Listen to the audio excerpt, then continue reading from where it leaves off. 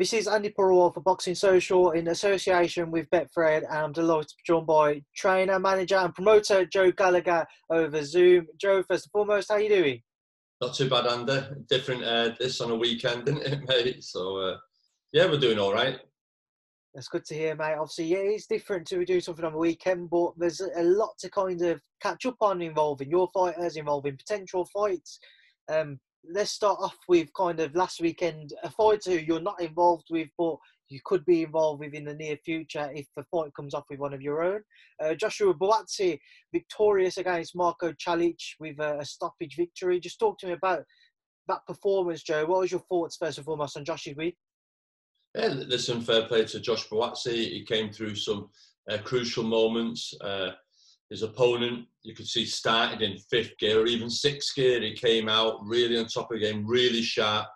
I'm also really surprised Buatsi early on. His right hands were like javelins. He was spearing that defence of Buatsi, catching him time and time again with it, and falling through straight left hands. It took, obviously, he got the eye injury, and Josh had some uncomfortable moments, but he didn't lose his head. He kept composed, and I think as soon as Salek switched southpaw and Josh brought over the overhand right, he had him in trouble then. And like you say, Josh Buatsi is a good finisher. He's a hurtful punisher, and like you say, he got the win. But it was a good learning fight for him. It wasn't somebody that he fought that came over here to lie down, and he started very well and had success. Was you surprised yourself at all by just how game and tough Chalic ended up being? Because going into that fight, Buatsi was certainly a heavy favourite. I don't think many people kind of expected it to be as tough a night's work as what it ended up being for him. Well, Chalic was a good fighter. He had good amateur pedigree. He'd boxed at a heavier weight division. Listen, we've been there when people were giving Natasha massive underdogs. That's just most probably people not doing the homework, lazy journalism. There's a lot of that going on at the moment. And no, like you say, he came out and he quitted himself well early on, and he nearly caused the upset.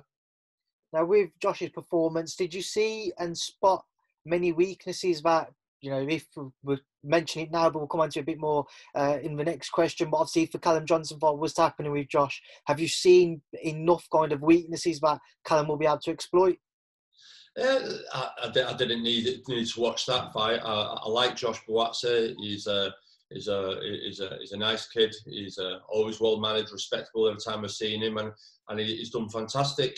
I love the way that he didn't turn pro straight away. He went and got his university degree, and then took his time about turning professional. He's very methodical, thinks very studiously on his next move, and yeah, I thought to myself, people got to remember he's still only 27, and there's a big jump from fighting Chalic to fighting, as you say, Callum Johnson. I think a lot of people don't give Callum Johnson the credit of a fighter that he is when they start mentioning the other night about him fighting a Sullivan Barrera and stuff like that. That's a huge step up for Josh Buatsi. That light heavyweight division is a very good light heavyweight division. You look at BTBF and then you think, well, they're on about Josh Buatsi fighting for world title next. Would he beat BTBF the other night on that? No, he wouldn't. There's Bivol, there's Joe Smith, there's Jesse Hart, there's Badou Jack, there's Jean Pascal. There's a very Sullivan Barrera. There's a heavy stacked light heavyweight division there. And I don't know what seems to be the mad rush. I think there was a little bit of a rush with a couple of other kids early on, and I think Lewis Ritson was one.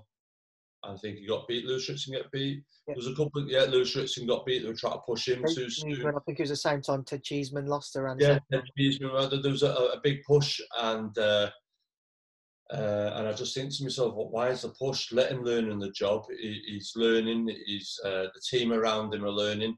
And there's fights to be made. I think him and Antiade is a great fight to be made.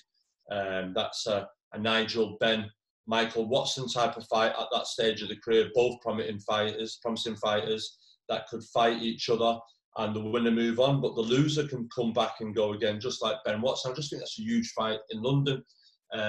Callum Johnson, all he's mithering the life out of me for is a rematch with BTBF or a fight with Joe Smith Jr.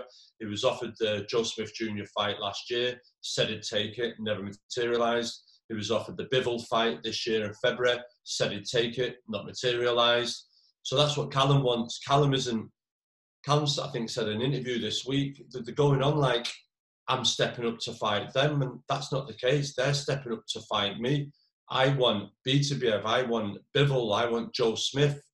They're the ones that are coming up to fight and challenge me. So, that's what counts. But Josh Buatsi, he's a good puncher, got a good technique, but he's still learning on the job, and he isn't ready for Callum Johnson yet at the moment. Obviously, Josh Buatsi and his team, they all think he is. We said to Eddie Hearn on Monday, because they said to me, Josh Buatsi's fighting twice. He's out in the AJ undercard. So I said to CJ, who's been out, it'll be coming up to nearly 600 days soon. February last year, he boxed in March last year. And CJ went, let's go straight in. We'll do Buatsi. Tell Eddie I'll fight Buatsi in the AJ undercard in December. Bollocks to it, I'll go straight in. So I said to Eddie, listen, Eddie will fight Buatsi. Oh, no, he's not out. He's not fighting now. He's got eye damage. He's not out till next year now then. It'll be like February, March time. So we said, right, okay, if that's the case, we want to fight, we want to be out. I think Callum has said on another podcast somewhere, he wants a bit of a level playing field. You're giving Josh Buatsi a run out. Yeah, I'm being locked up for 18, 19 months. I want to run out then. Give me a fight. Eddie said he'd come back to me on either the November the 14th or November the 28th. So I'm still waiting on that. So Callum Johnson wants to fight, get the shape of the ring rust, but he still wants the Joe Smith, Bivol or BTBF fight, and that's it. And like anything, it's all right. People saying we'll do these fights, and people saying, "Oh, we've offered." Well, like I said to you, Andi, you're selling a car for 20 grand. They offer you 2 grand. You got to take it. No, you wouldn't. No, you wouldn't. So, how much money would Anthony Yarde versus Josh Buatsi be in London? How much would both of them want for that? You'd imagine the pair of them would be wanting into the millions. There you go. So you can't then come around and offer Callum Johnson wages, slave wages, or make an offer. That's laughable. Do you understand? It's like, hang on a minute. I think a bit of respect has to be shown. Callum Johnson, hugely popular kid from where he's from, won the BBC Sports Personality of the Year in his area, has a road named after him. Registered very well with the zone over there when he boxed over there twice against BTBF, literally saved the show because Miller was awful and Vargas had a draw. And then again when he fought in the last one, Bivol fought Joe Smith on that, and Callum Johnson fought Sean Monaghan, who, fair play to him, came out afterwards and said that was the hardest opponent he's ever been hit by in a fight or sparring. So sometimes that reputation goes before, and Callum Johnson's in a who needs him club type of thing, but he wants a world title fight. But if you want to make the Buatsi fight, well, Callum Johnson needs to be paid accordingly. Joe, just to kind of stick with that possible fight with Josh Buatsi, Eddie has, he's come out and said that he's made an offer for that fight. Just talk to me about that then, and where exactly did that at all, if anywhere, did it go? 2 seconds. Callum Johnson, 1 minute. Hello, Callum? Cal, I'll give you a call back in a minute. Is that all right? Cheers, mate. Thanks, my brother. No, they made an offer. It was like a 2 or 3 fight deal offer, but the money was no good, and that isn't what Callum Johnson wants at this stage of his career. So, but we offered Eddie the fight with Josh Buatsi in December. Eddie said Josh Buatsi won't be ready. He's got eye injury. He's out of that show. He's out this year. So he said it'll be next year. So then Eddie has put forward a sort of like a 3-fight deal offer, but the money is nowhere near. I said to Eddie, texting back, I know Callum Johnson's got straight away. That isn't good enough money. So that's it. And he's not, and believe me, Andi, it's not asking for ridiculous amounts of money, but for a fight of that magnitude, it's big money. I know Josh Buatsi at the moment would most well be on 3-4 times more money than Callum Johnson for that fight. That's ludicrous. Just saying kind of a percentages term then, without giving away any figures and fees, like, how far off would you say the offer that Eddie made to you is? So would you Way say off. you need another Way 30, 40, off. 50 or? To quote Heather Harder, I don't think Callum Johnson would go on a diet for that money.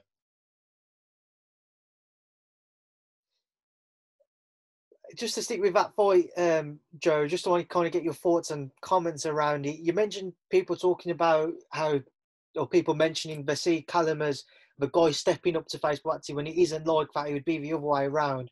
What do you make of it when people say that, you know, in Josh's case, they see somebody like a Callum Johnson, a Sullivan Barrera as a bridging type of fight to see whether he can step up to world level. Somebody who they see in Callum Johnson isn't quite world level yet. I know he's got aspirations to go there. He's fought at world level, but he isn't quite there yet. And they feel that that's a good fight for Josh as a step up and as a kind of in between. What do you make of those comments? I don't understand Sullivan Barrera. He's a good fighter, being in good fights. That'd be a calculated risk. Where it'd be depends. But Callum Johnson, that's I just touched on earlier. You're fighting a kid that can punch with either hand. And I said in a podcast this week, imagine if Callum Johnson was getting the backing off Sky, like Josh Buatsi is getting the regular work and getting pushed behind him. Callum Johnson don't win a world title. But he fought, he was out 500 days, walked in and knocked Buglioni out in a round. Then he turned around and fought BTBF, then fought Monaghan. Now he's been out again for a while. Give him a bit of momentum. He'll go and win you your world title. But like you say, that's it. There's just like Frank Warren, Anthony Yarde. He's doing the best for Anthony Yarde. Anthony Yarde come very close to becoming a world champion. Kovalev, good fighter. And Josh Buatsi, but I don't see the real big rush for the two of them to try and come in this era when you've got an era of a BTBF and a Bivol. Let them go fight each other, be involved in another 2, 3, 4 hard fights, then come to the fore. Does that make sense? Both kids are young. Josh Buatsi is only 27. Let Callum Johnson go in and have them fights. That's who you want. And if he pulls it off and wins one, then you've got an old British light heavyweight world title fight. How hard has it been to try and secure Callum a fight over these past 500 days? How difficult has it been, and what have been the main reasons as to why we haven't seen Callum back in the ring? Well, after the Sean Monaghan fight, Eddie says, "Oh, I like to do Callum Johnson, Joe Smith, because Joe Smith lost to Bivol." So we said, "Yeah, okay, then we'll do that." And then I got in touch with Eddie again a month, 2 months later, and he said, "Yeah, we're working out, we're changing the date and all that." Anyway, it didn't materialise. Next thing then, I think Callum Johnson got an injury on his bike with his shoulder, so he was out for a while. Then Callum Johnson was mandatory for the European, got the European title fight. Eddie won the purse for that, or an agreement was made. Then that was in February. Then it was due to fight in March. In February, Eddie then offered us the Bivol fight, would be interested in it. Callum Johnson went 100%, I'll take it. Eddie didn't come back to us on it. So Callum's due to fight for the European in March. Then that got cancelled. Then he said it was going on Dylan White's show in May. Then COVID happened. Then Eddie came to us with the Callum Johnson fight in the fight camp, but to take around the 40-45% pay cut on what the European original purse was back in February, March. And Callum Johnson just said no chance.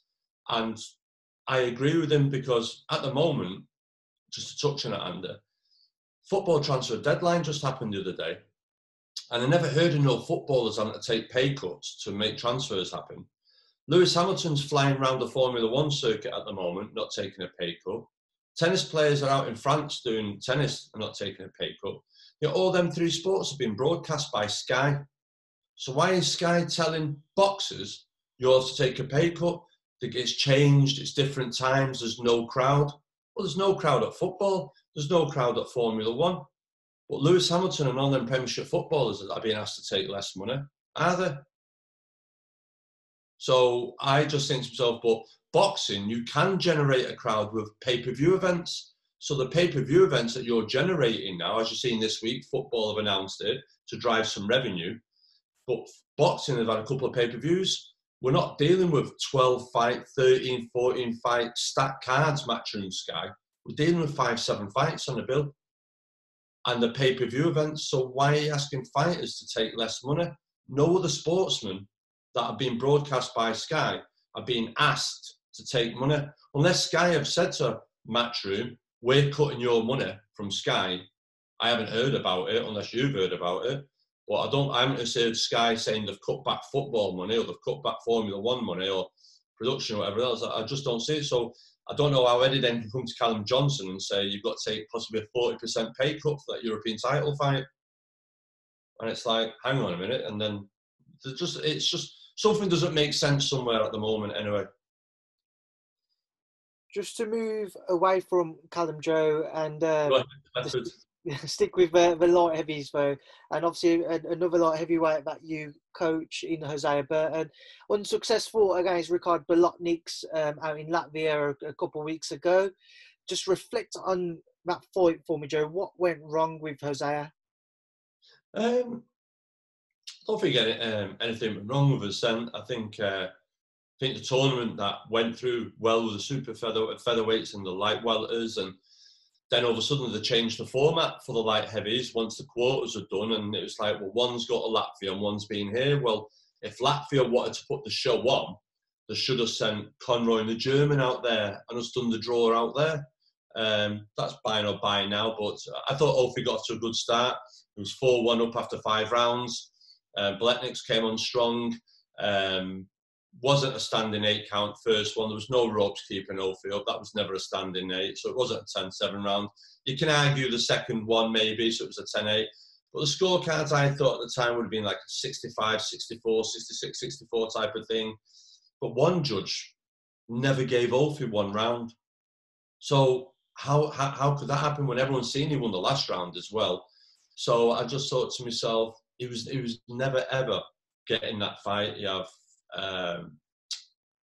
Latvian officials, Lithuania next door, and that scorecard told you everything you need to know. Jose Burton needed to have knocked him out to possibly have got a draw over there in Latvia, but he performed and it did what he do, but it just, like I say, it just didn't happen on the night. Credit to Bolotniks, he came with a game plan, and that's it. What's Hosea's kind of thought process now? Where does he see his career going on the back of that loss? I've not seen him or spoke to him. I've spoke to him a couple of times. It was okay. He was deeply devastated and gutted afterwards. It was even like the ring. It wasn't a proper canvas. It was like some plastic sheeting that you put over, some gym mats. They were sliding everywhere. But yeah, he was just gutted, really gutted. And obviously he's having a break, and we'll see what happens. We'll have a chat in a week or two's time. But just want him to go away and chill out a little bit now. He found it hard over these past few years to get the right opportunity in. He obviously saw the golden contract as being that one, the chance for him to make a better life for himself and to kind of make a real go of his career after that Buglioni defeat. Moving forwards, though, where can his career go in your eyes? Well, it depends if Ophi comes back. He's got a record of 25-2 now. Maybe if he got a job in America, or he could come back, he could fight the British title. He's still a dangerous fighter. Hosea. Again, another one in the Who Needs Him club. But the telephone hasn't rang from any of the champions, British or Commonwealth, in that weight division. And yeah, like you say, that none of them would fancy a fight against Jose Burton. Bolotniks, Michel in that final, Joe. Just what are your thoughts on it? How do you see that one going?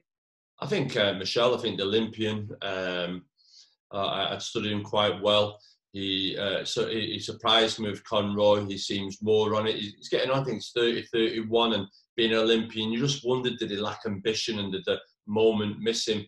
But you've seen his performance, Conroy, very accurate with his punching, carried decent power.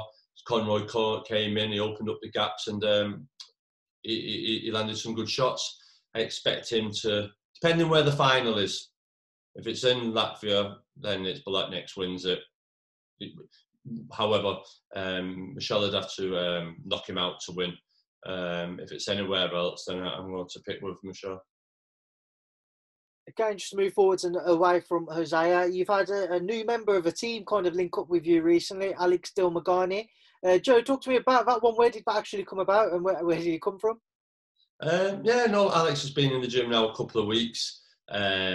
He reached out, spoke to Crawler. Crawler spoke to me, and I said to Crawler, yeah, tell him come up and we'll see how it goes. So he's been training a couple of weeks now. He's adapting to what goes on.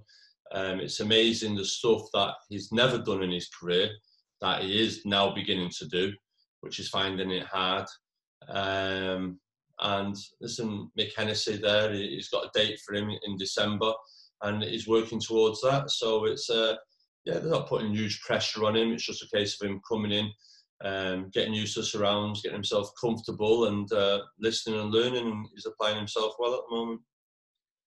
What's been the most impressive thing that kind of you've seen in Alex? And we know from watching him, he loves to kind of get involved. He loves to stand and trade, probably a bit more than what I think most coaches would like to see from their fighters. A brilliant bout last time out for that European title. What have you seen in him there?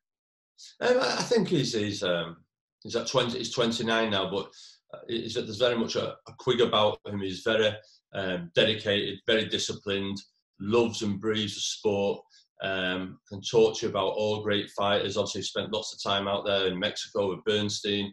Yeah, he's just willingness still to learn, asking things, asking questions, and yeah, he still has high aspirations to go on and win titles and fight for titles. And when someone has still got that enthusiasm, that dedication, then you can do something with them.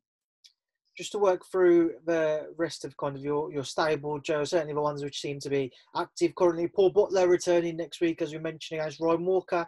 What should we expect to see from Paul? No, it's good to get Paul out. Like I say, he fought 4 times last year. He was in a reserve in the World Boxing Super Series. Then he fought on my show, and then we got him out in December on a Steve Wood show. COVID's happened, so it's his first fight of the year, but it's good. It keeps his ranking and keeps him relevant.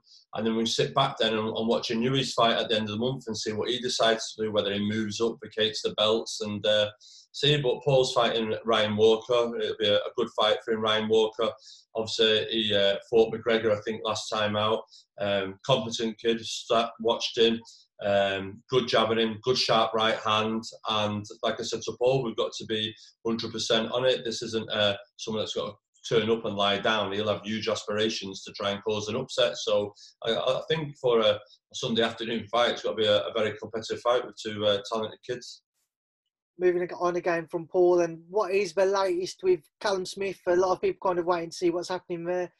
Is Callum's hands tied behind his back because he's simply waiting to see what's happening with Canelo and DAZN, or is he looking beyond that now? Is it in his mind? Is he thinking that fight isn't quite going to happen now because he's got his own stuff going on, so he needs to look at other opponents? No, I think he has been looking at other opponents. The carrot's still being dangled. I think, like you, Andi, we wake up to social media and see what happens over in Mexico, America in the morning. Sometimes, obviously, we've seen this morning about the lawsuit, the DAZN and Canelo and that going on. Obviously, they had a meeting. Canelo's gone away to think about it. You've seen the WBC fight with Yildirim Canelo being pushed back again. So we're just waiting for all that to play out, because if Canelo can't fight Yildirim and DAZN put an injunction on him, Callum Smith wants to step in there, rightfully so, and fight Yildirim for that. And if Canelo ends up fighting Yildirim, then Callum Smith then will have to go and get an opponent. But he's definitely got to be fighting before the end of the year. Away from Canelo, or potentially having to face Yildirim if Canelo can't do so because of his legal situation. Who are you guys actually considering at the minute? Listen, it's hard really to stateside, and with COVID and bringing fighters over here, there and everywhere. I don't know. Listen, there's some European opponents. Depending whether we can bring Americans over or whether we go and fight in America.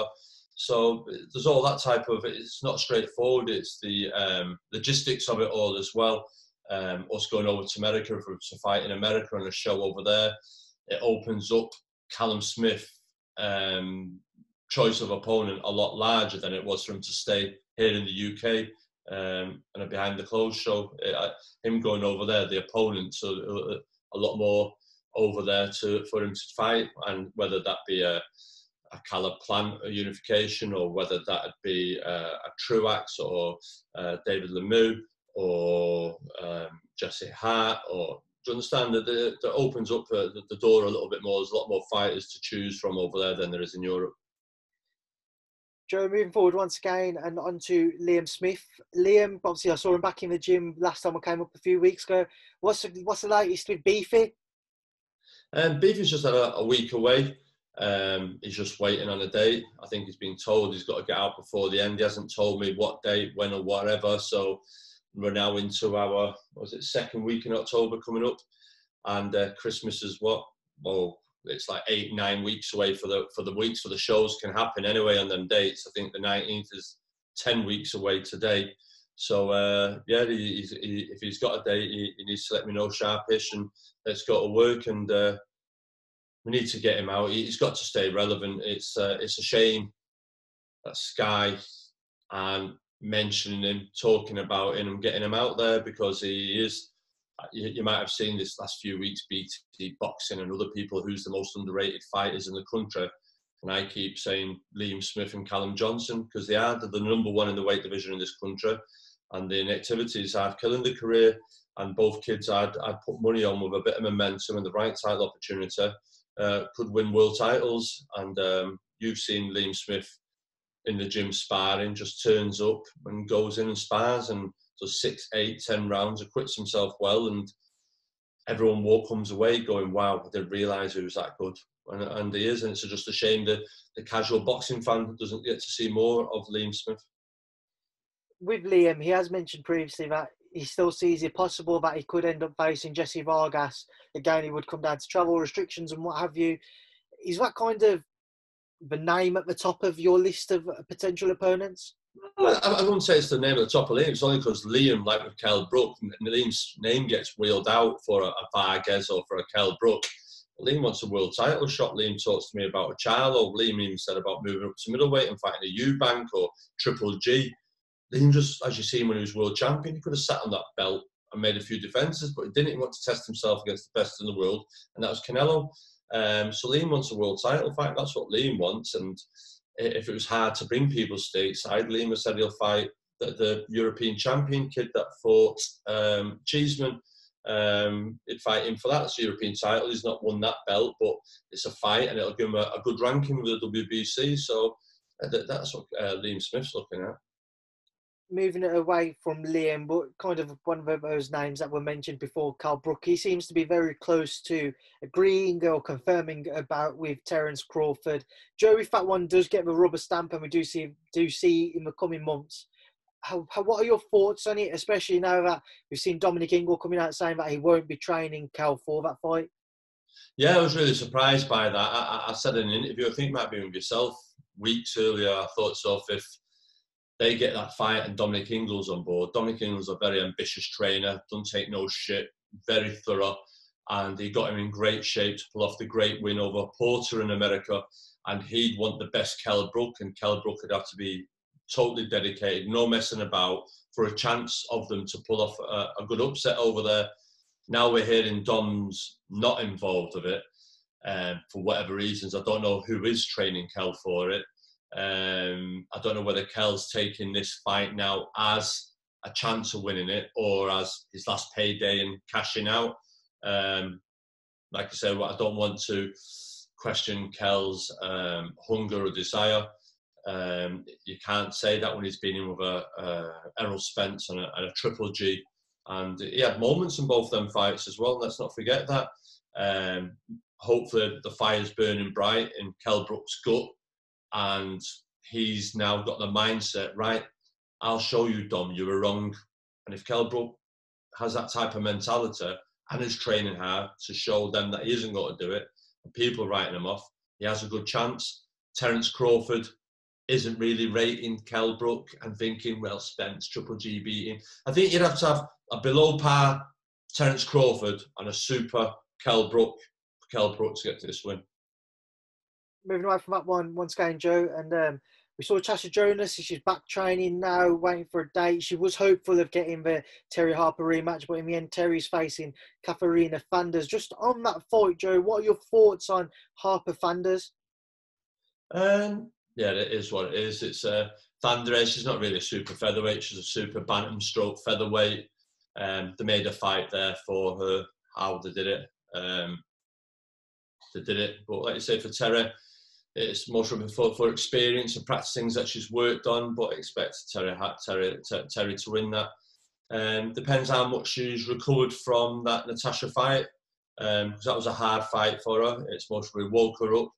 And she's gone on to employ now an S&C coach. They're working on stuff. So most probably that fight Natasha has woke Terry up. But Fanders has most probably watched what Tasha did to Terry Harper and thought, well, if you can do it, I can do it. So it all depends on Fanders' desire and heart and punch power, because you do have to punch to get Terry's respect. And that's what Natasha did, as you've seen in round 8. So it's I expect Terry Harper to win that. And then just to move away from kind of your own stable and just get your thoughts. Well, not before we move over it, Tasha's in the gym and she is training. She does want to fight before the end of the year. She does want to fight on that women's bill. I think it's only right that Tash is in it now. Tash was in the wilderness. She is relevant now. She's involved in one of the fights of the year. Sky had her doing punditry work. I think Sky should be pushing that Natasha's on that bill. She's relevant to the Terry Harper fight and she's relevant to the Katie Taylor fight. And Natasha Jonas should be on that bill in an 8/10 rounder.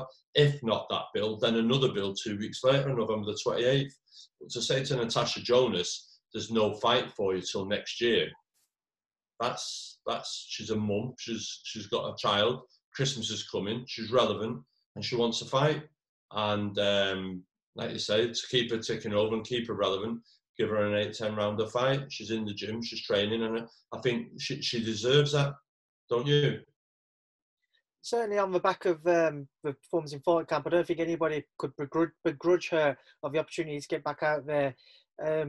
Not when you see Terry and Katie straight back out now, and they got to shelve Tasha, and they go, oh, we'll do you and Terry next year, but Tasha, you haven't fought now for 7-8 months, and Terry's had this fight, and Terry must be have another fight before Tasha. So I think they really need to get Tasha out in a fight and keep her relevant and keep her profile high, especially when there's talks of a possible Katie Taylor fight. Saying that, as we said when we went back to the beginning of this interview, talk about Josh Buatsi, and they say, oh, Callum Johnson. Well, no one knows Callum Johnson because you shelved him for nearly 600 days. How can you make it a big fight? Make him relevant. Natasha Jonas is now relevant and she has profile, and she wants to fight, and give her a fight. Moving away from, like I said, Joe, the stable, just get your thoughts on a couple of other quick things before I do leave you to enjoy the rest of your day. Some big news that kind of come out just before we started this interview. Seen some reports that Wilder Fury 3 is apparently off now. What are your thoughts on that? That's a shame that. I don't know for whatever reason. Did it say a reason? It seemed to be that it was because firstly Deontay had an injury and they were struggling to kind of get it signed off before the date before the kind of fight had to be agreed by. That was in the contract.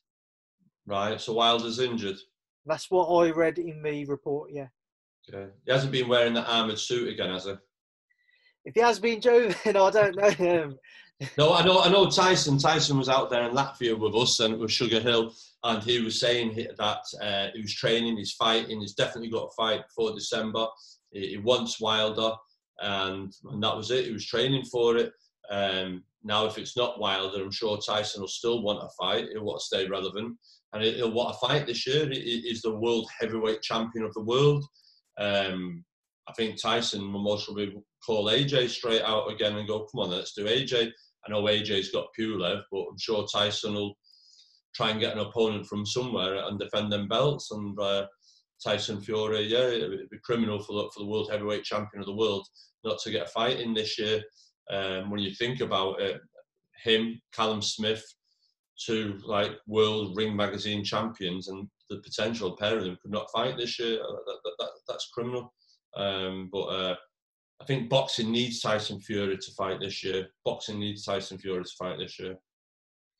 And then a final one, Joe, before I do leave you, like I say, next weekend we see an undisputed lightweight title fight between Vasyl Lomachenko and Teofimo Lopez. Just break that one down for me, Joe. How do you expect to see that fight play out? It's so hard because I think some people sometimes haven't give Teofimo Lopez, the credit they just see, and maybe I've been a little bit guilty of it because I've been in with Loma, with Anthony Crolla. You cannot not be impressed with Lomachenko. He makes it look so easy what he's doing. Both got great amateur pedigree. Loma has been beat. The blueprint was there, that pressure of being dragged into a fight. Can Teofimo drag him into that type of fight? Can he pin him down? Can he hit him? You know, with Lopez, that with the power he carries, you don't want to be getting stood on them ropes and getting caught a few times. Luke Campbell had some good success, landed some good shots on Loma, but he always felt in them fights with Linares and Campbell, Loma dropped Linares, dropped Campbell, and it was like, right, move around, move. And if he never really put his foot to the floor in both of them to finish, I do feel Loma, the best Loma, when he has felt there's huge fear, a Rigondo type opponent, it's absolutely come with his best game. And I think we've got to see, and this is great to see, and it reminds us of the years ago of Leonard and Hearns in the prime. We're seeing two fighters absolutely in the prime going at each other, and it's a real pick and fight. I really fancied Loma at the beginning of this, really did, was it's getting nearer and nearer. Something about Lopez. Loma most probably might make a fool out of me again, but don't know. You can't write Teofimo Lopez off. You can't. There's something bugging me at the moment that thinking he could do it. Joe, we will leave that there now, and I will leave you now to enjoy the rest of your day. Certainly think I've kept you for longer than what you imagined I would do. It's been a pleasure to catch up there, and I'm sure I'll see you again very soon. Thank you for speaking to Boxing Social. No problem. At least the sunshine's come out where you are, mate. It's about time.